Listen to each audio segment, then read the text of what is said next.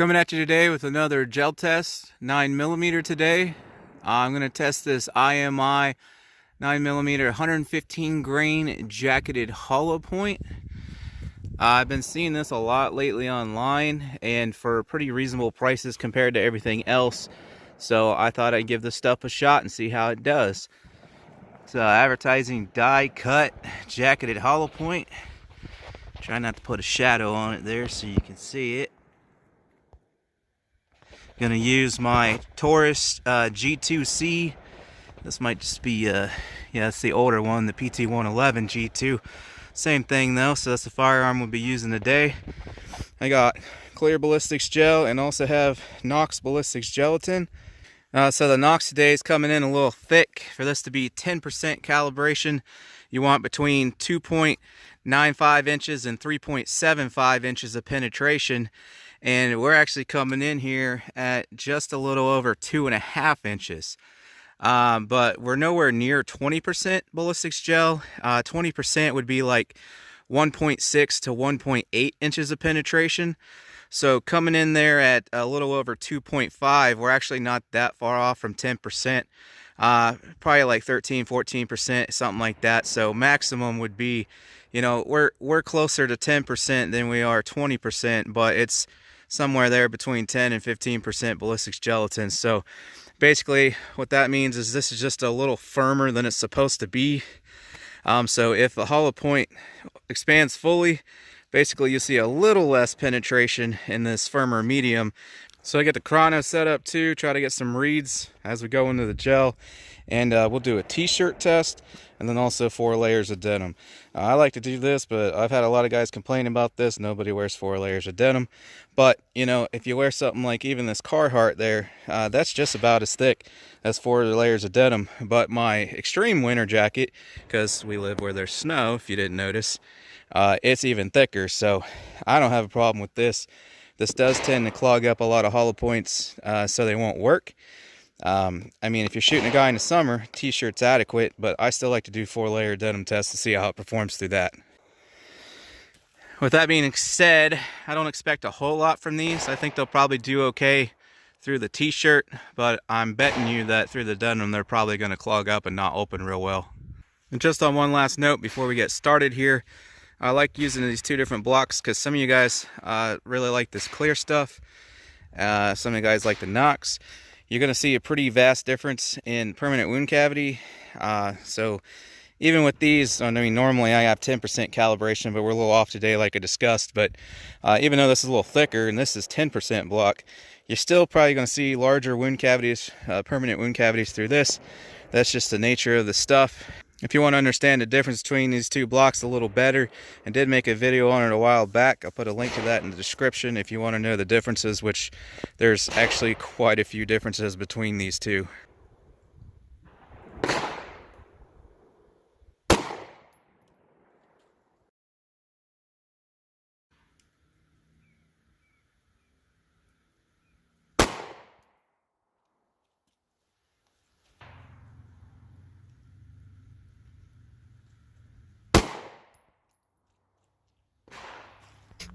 So you should already be able to see the vast difference. You got itty bitty little skinny wound channels and you're clear over there compared to the Nox, where it's just absolutely massive.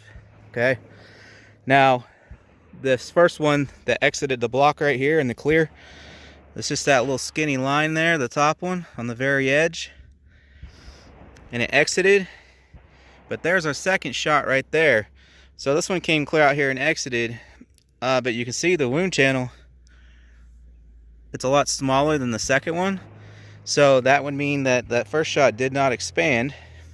The second one did. I can see that it's expanded, plus it didn't go nearly as far.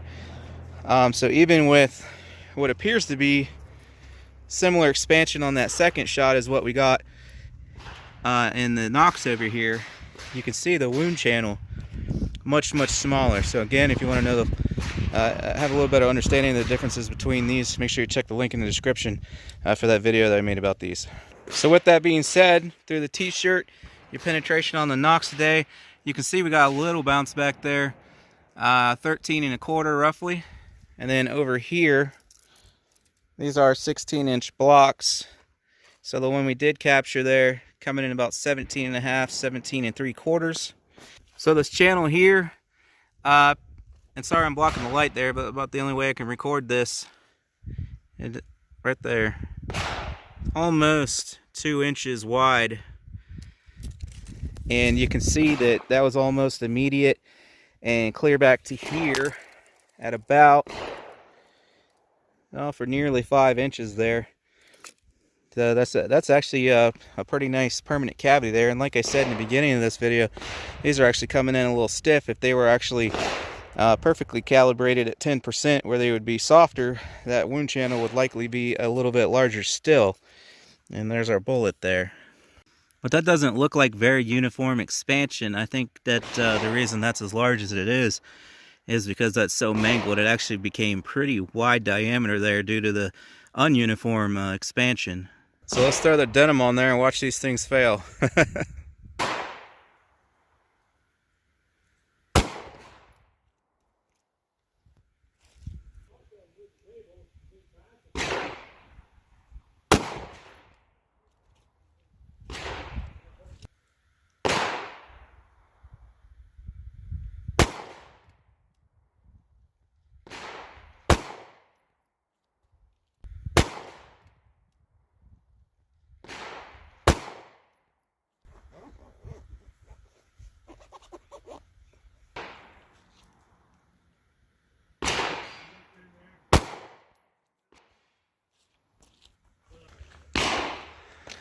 Alright, so I took 3 shots in this Knox because I had something a little interesting happen.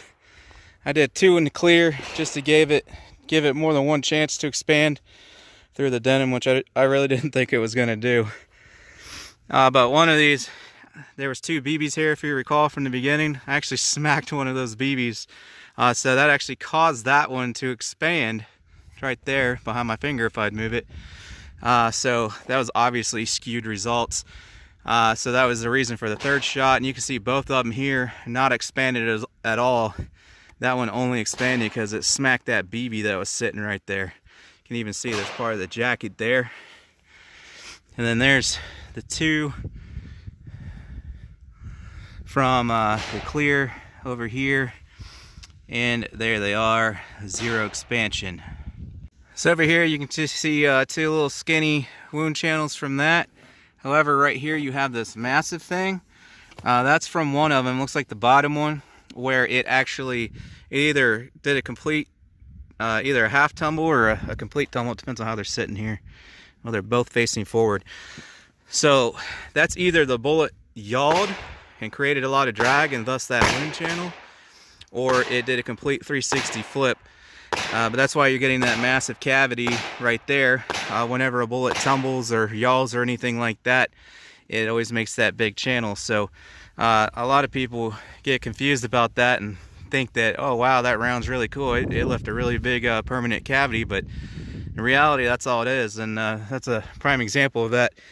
That's one definite giveaway. When you have 0 expansion but you get that, especially when you see it, usually you'll see it later in the block and not immediate. That's just because that bullet tumbled or yawed on you. Similar phenomenon here. It's hard to see this one here that came in lower, that's further in, pretty skinny all the way through. But then this one right here is massive. Okay, so again, that's either a full revolution because it's facing forward, tumble. Sometimes they only flip a 180 and end up backwards, or that just yawed the entire time before righting itself facing forward again.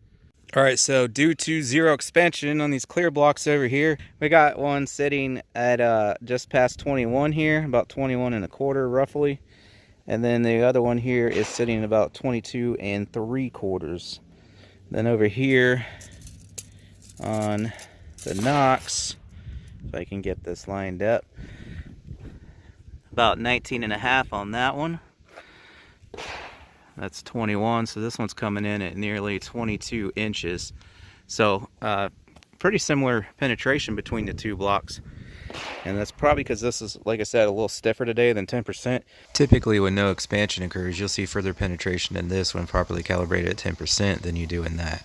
that stuff, even though it's 10%, it acts like it's a little stronger than that. It has more resistance, even at the same BB calibration. And then obviously that one that hit the BB there, sitting at 11.5 because it fully expanded because it smacked that BB, but we're not counting that one.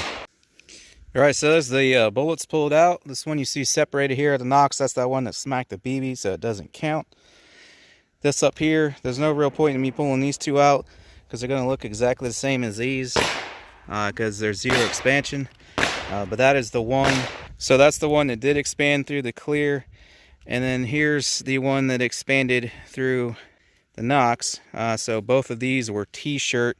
We got zero expansion through the denim out of both blocks. Let me get a measurement on that for you and a retained weight. So the expanded one through the clear gel, just counting the lead part, not the jacket, which I believe is a little wider. We got 0.5725. Sorry about all the gunfire, but we're at a public range and it's 60 degrees on a February day in Ohio, so it's pretty busy today. It's super nice for February in Ohio. So then twisting it there to get that jagged edge of jacket that's hanging off there, definitely coming in wider there at 0.6455. So then the expanded one through the Knox, lead to lead, 0.5865.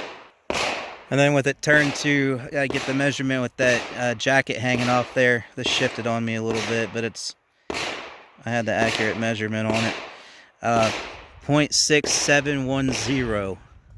Now I will say that these things are pretty sharp because of that the jacket's hanging out everywhere there.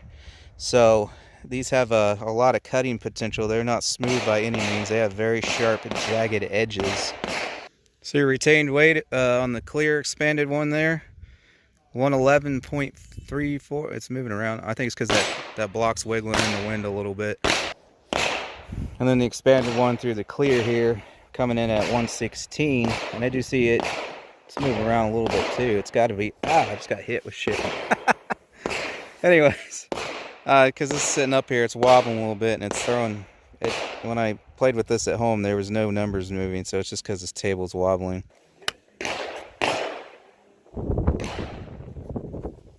Man, even the wind's affecting this. As I say, I came to the table to do this. Let's try this. There we go, that seems to be more steady. I think even this table's wobbling in the wind. Alright, so let's try this again. I'm trying to show you that it was a stability issue. 111.3, 111.4.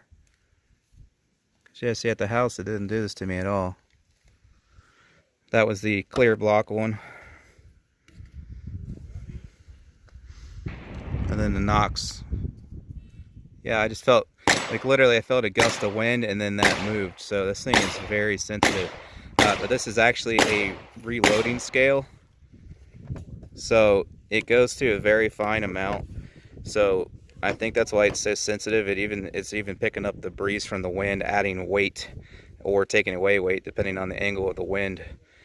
So anyways, there's our results, guys. I'm not sure I'd carry this as a winter carry around, you know, like the heavy clothing. Like I said, due to the results through the denim. As I said, not everyone agrees with that, but I think it's a pretty good test to simulate all kinds of different very thick winter clothing. But they certainly performed through the t-shirt, so I wouldn't hesitate to use these, carry these in warmer months because they performed pretty well through just a t-shirt. But that's just me. I do like to see a round that performs through the denim, which I've tested plenty that do perform flawlessly through the denim. So when I see a round not perform through the denim, I'm not one of those types like I get in the comments where they're like, oh, well, that's because you use 4 layers of denim and nobody wears 4 layers of denim. Be that as it may, that's why I use different blocks, so you can make your own conclusion based off of whichever one is your preference. And then the same thing with the t-shirt and denim, you can make your own decision based off of that as well, because I'm giving you the best of both worlds there. But yeah, that's going to wrap her up. If you're interested in either of these, I have yet to do so. I'm probably very soon going to partner with Amazon or something like that. So if I do that here soon, there'll be a link in the description for these if you want to check them out. But I wanted to thank you guys for watching, and I hope to see you on the next one.